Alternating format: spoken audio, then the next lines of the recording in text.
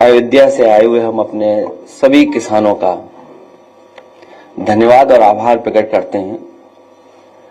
साथ ही साथ हम सभी लोग बहुत आभारी भी हैं उनके कि इन परिस्थितियों में जहां सरकार समय समय पर डराती है,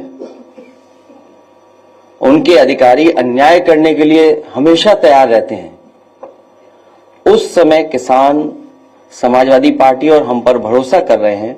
मैं अयोध्या वासियों का और खासकर किसानों का बहुत बहुत धन्यवाद और आभार प्रकट करता हूं। अभी जब बात शुरू हुई तो ये कहा गया कि ये भारतीय जनता पार्टी के भी कार्यकर्ता रहे हैं और आज इनके साथ भी अन्याय हो रहा है। और सच्चाई तो ये है कि इधर जिस तरीके से सरकार काम कर रही है, भारतीय जनता पार्टी के लोग भी जानते हैं कि भारतीय जनता पार्टी उनकी सगी नहीं है। इधर जिस तरीके से भारतीय जनता पार्टी फैसले ले रही है, काम कर रही है, भारतीय जनता पार्टी के लोग भी ये महसूस कर रहे हैं कि भारतीय जनता पार्टी उनकी सगी नहीं है। और मैं एक उदाहरण नहीं, कई उदाहरण दे सकता हूं। जो हमारे किसान यहां पर आए हैं, इनका तो सब कुछ छीना जा रहा है। दादा परदादा से वर्षों से ये खेती बाड़ी करते आए हैं, अपना घर मकान बना लिया, रजिस्ट्री हो गई हैं, बहुत सी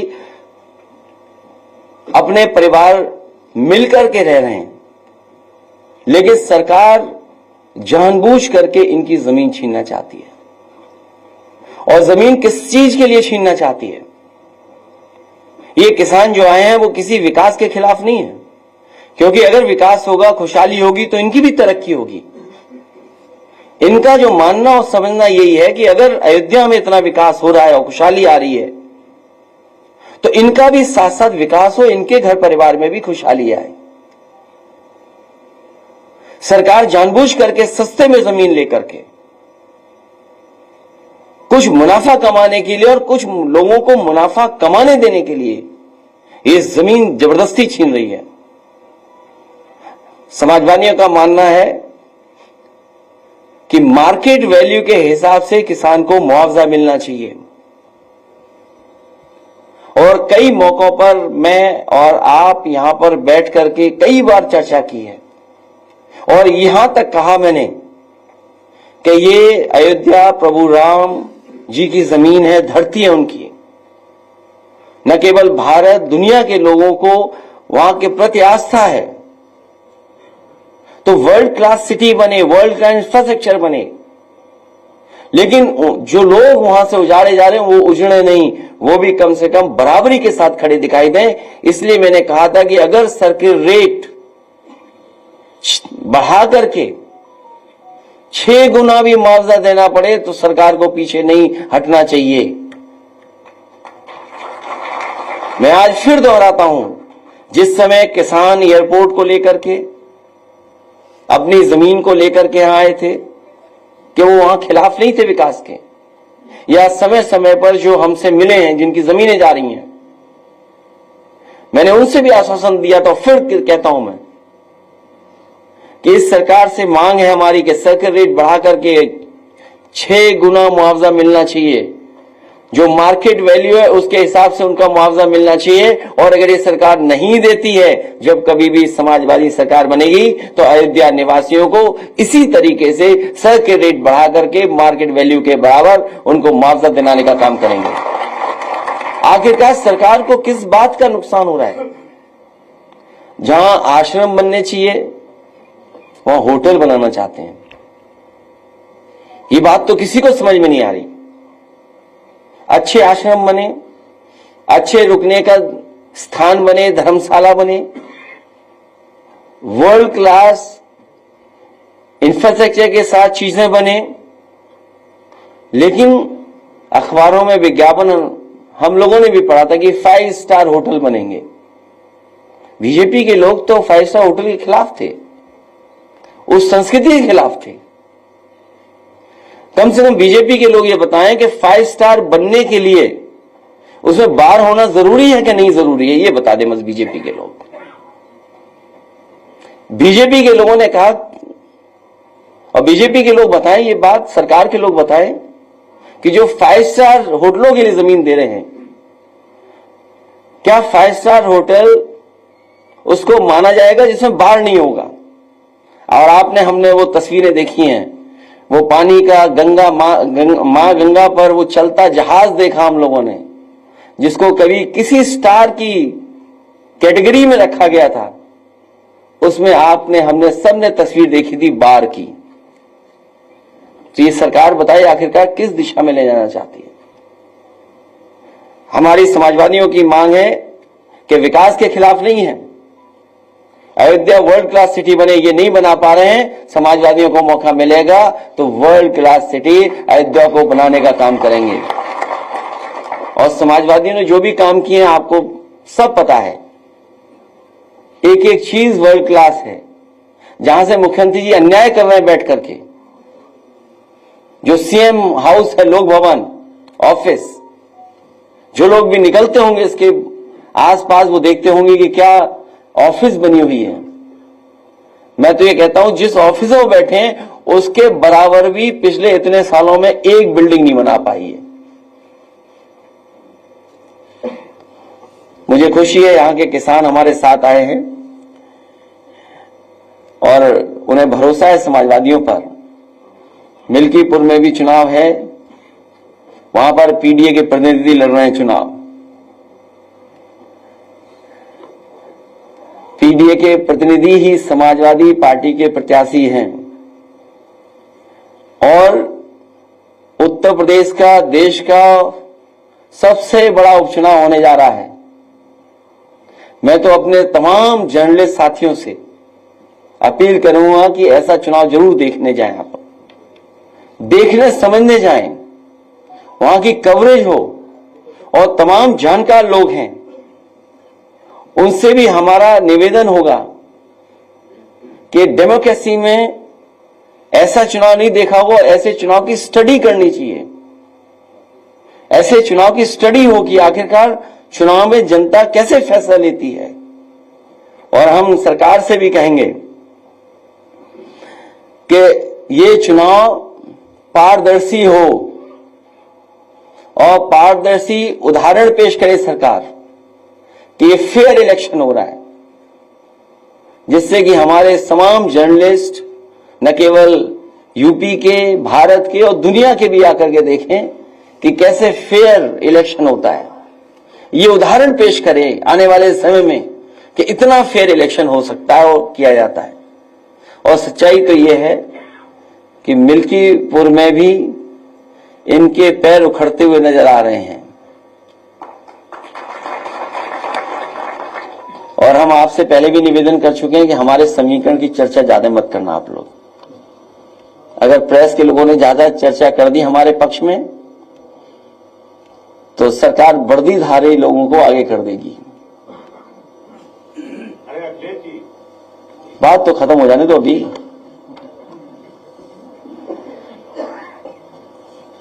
और भाजपा को हराने के लिए हमारे किसान तो हैं ही तैयार, भाजपा को हराने के लिए व्यापारी भी तैयार हैं, भाजपा को हराने के लिए युवा भी तैयार हैं, भाजपा को हराने के लिए महिलाएं भी, बहनें भी तैयार हैं। ये जो चुनाव होने जा रहा है इसमें बुरी हार भारतीय जनता पार्टी हार करके आएगी।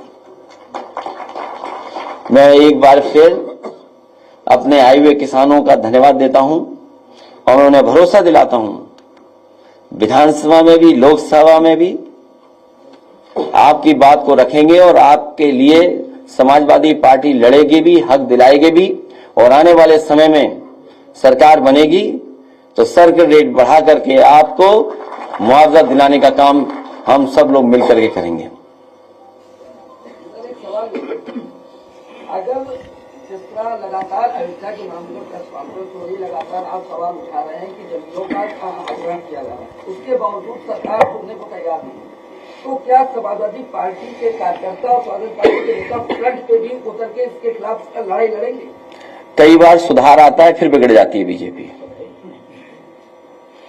जब यहां पर बातचीत आपसे होती है तो सुधार आता है और फिर बिगड़ जाते हैं। और इससे महत्वपूर्ण सवाल हमारे पत्रकार साथियों को ये पूछना चाहिए और बताना चाहिए जनता को भी कि आखिरकार सब रजिस्ट्रियां बीजेपी वालों की कैसे हो रही हैं। लोग कह रहे थे कि आप गंगा नहाने कब जाएंगे, और आप गंगा नहाने गए भी, और उसकी एक तस्वीर आपने वायरल की जो लाखों लोगों ने देखी। उस तस्वीर को जो आप चेन पकड़ के हैं उसको लोग देख के विरोधी जो है ठंडे बस्ते में चले गए और कह रहे हैं कि यार द मोस्ट हैंडसम पॉलिटिशियन। मैं अपने साथी का धन्यवाद देता हूं और मुझे अच्छा लगता है कि सबसे पहले सवाल आप ही और सबसे अच्छा सवाल आप ही पूछते हो। अब मुझे तो ये लगता है कि मुख्यमंत्री जी को 2 डिप्टी सीएम हाथ पकड़ करके ले जाकर के डुबकी लगवाएंगे।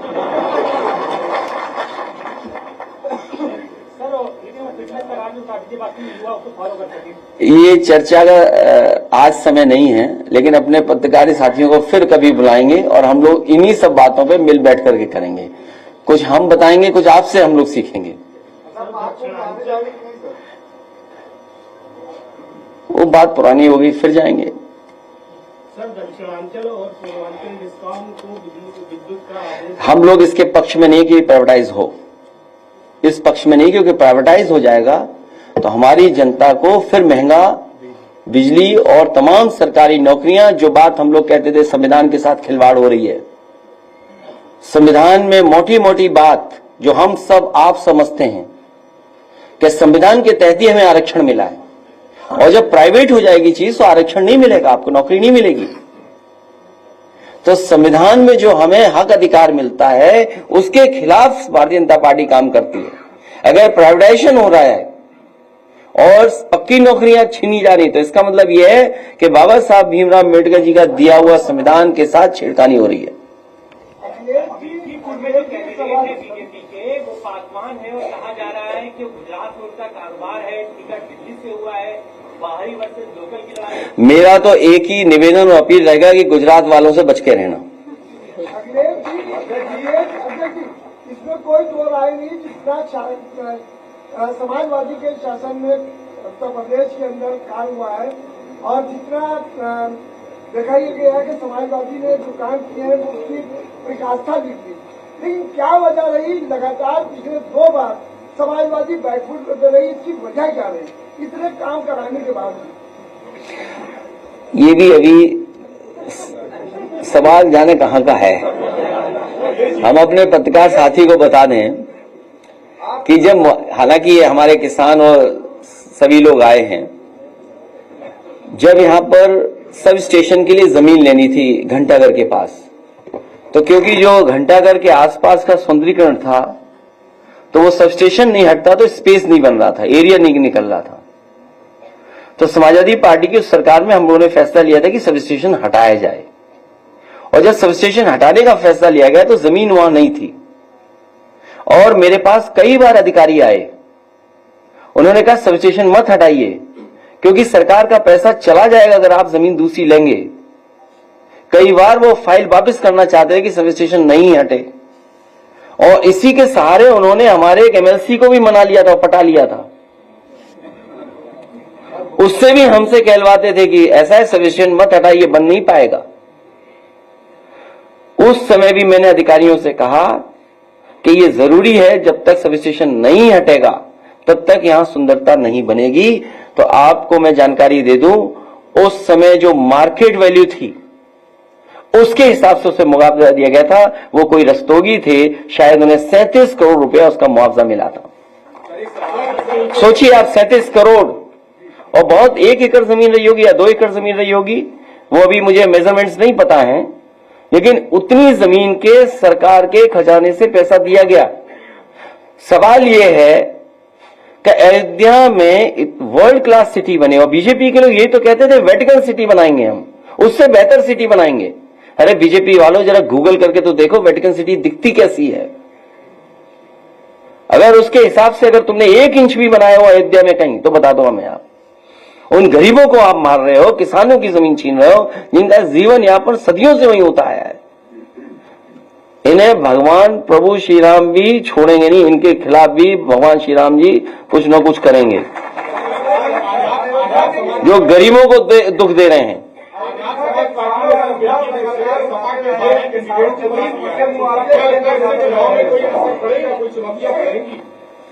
देखिए, समाजवादी पार्टी का प्रत्याशी पीडीए परिवार का है, वो लड़ने जा रहा है, वो मुकाबला कर रहा है। पिछले कई दिनों से काम हो रहा है हमारा, ऐतिहासिक जीत होने जा रही है। बस हमारा आपसे निवेदन है, हमारे समीकरण की आप चर्चा करते हो कई बार, हमें चैनल पर डर लगने लगता है। हमारे ही रास्ते पर भारतीय जनता पार्टी चलेगी, उस पर दूसरा कोई रास्ता नहीं है। जब भी उन्हें विकास के रास्ते पे चलना पड़ेगा तो हमारे ही रास्ते पर, ये पीडीए के रास्ते पर है। और देखिए पीडीए का कमाल क्या हुआ, कुंभ के मेले में हर खंबे पे पीडीए पीडीए लिख गया। आप पता करिए, आप जानते होंगे, हर खंबे पे पीडीए लिखा हुआ था। तो बताओ प्रभु श्री राम ने करा ये कि नहीं किया?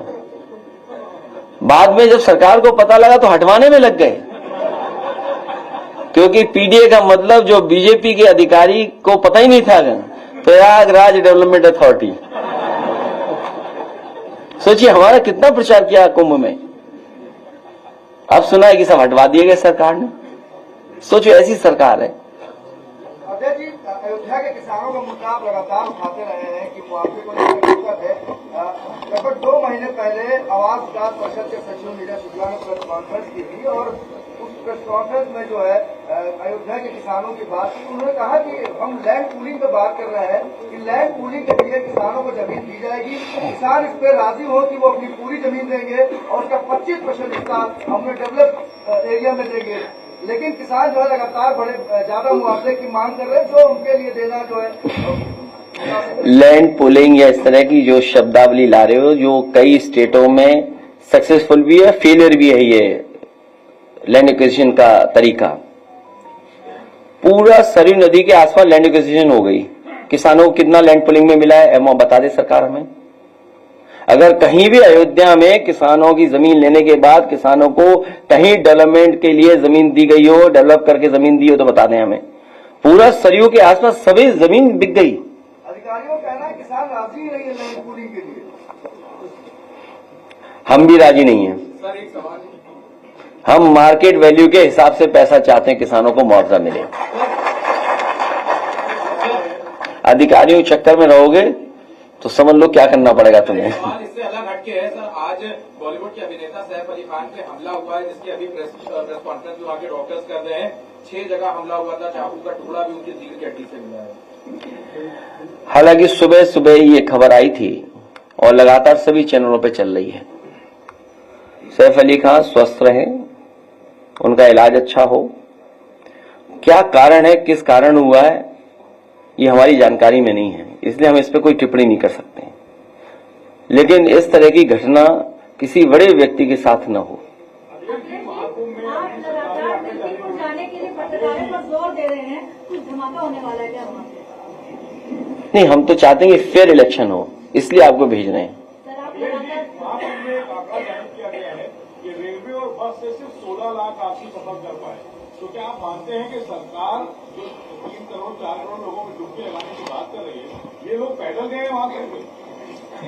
सरकार का हर आंकड़ा वो है फर्जी, और हमारा पत्रकार साथी सही बोल रहा है, हम इसको धन्यवाद देते हैं। कुछ ट्रेनें खाली आ रही हैं, सुनने में आया गोरखपुर वाली खाली ट्रेन गई है पूरी, और नहीं मानते अभी वीडियो दिखा सकता हूं मैं आपको। नहीं वो छोड़िए, हम उन पर चर्चा नहीं करना चाहते हैं, लेकिन ये बात मोटी मोटी मान लीजिए कि बीजेपी का हर आंकड़ा फर्जी है। याद कीजिए नोटबंदी में क्या कहा, भ्रष्टाचार कम हो जाएगा, काला धन खत्म हो जाएगा। आज बताइए भ्रष्टाचार कितना बढ़ गया, पत्रकार साथियों से बेहतर कोई नहीं जानता होगा। और इसी नोटबंदी के बाद जीएसटी आ गया, जीएसटी से बताओ व्यापारियों का नुकसान हुआ कि नहीं हुआ, व्यापारी बर्बाद हो गया। और अभी नई तरह की लड़ाई चल रही है, कानपुर में सभी कारोबारी कानपुर छोड़ करके जा रहे हैं। सोचिए, कारोबार अगर चला गया कानपुर से, ये कारोबार तो ला नहीं पाए। याद कीजिए, इन्होंने कितना बड़ा आयोजन किया था, इन्वेस्टमेंट मीट।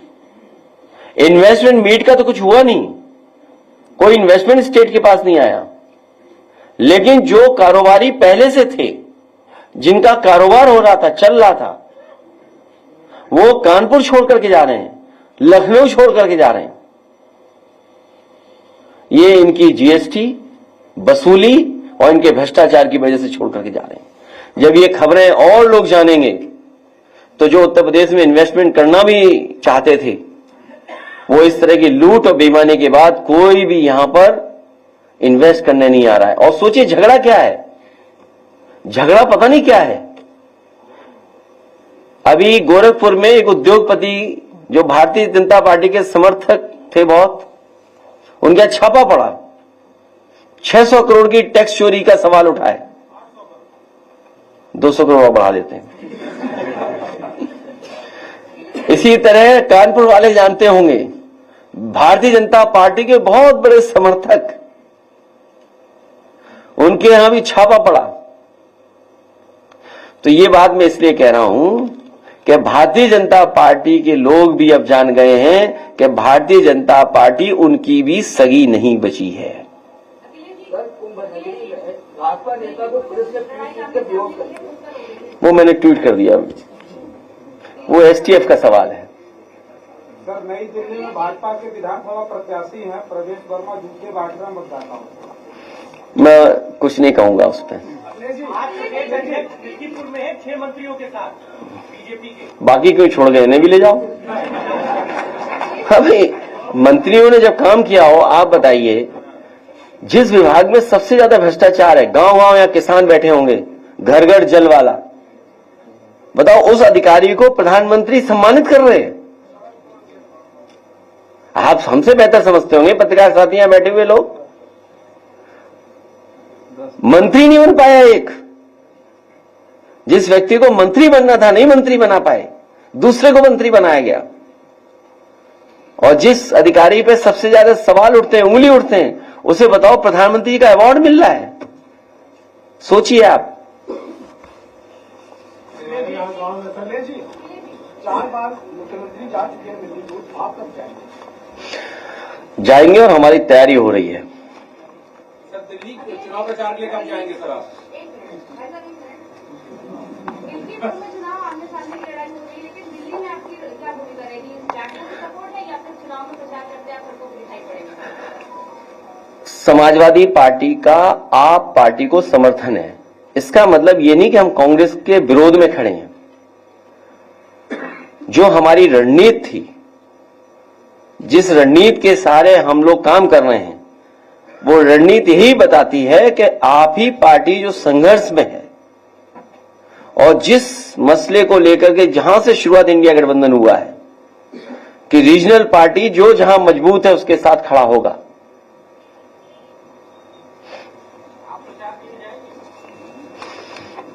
आप भी चलना, दोनों जगह चलेंगे। इसलिए एक बार फिर हम अपने किसानों का धन्यवाद देते हैं और आप इन किसानों की मदद कराइए, आप इधर उधर की बातें मत करिए। और अयोध्या वाले और लोग भी हैं, आप खड़े हो जाओगे, यहाँ आ जाओगे अयोध्या वालों, और आइए इधर। अयोध्या के लोग आ जाओ पीछे, सिर्फ अयोध्या वाले आ जाओ। और फिर यहाँ से ले जाना बाहर से, पीछे हो जाओ ना, सब खड़े हो जाएंगे। हाँ।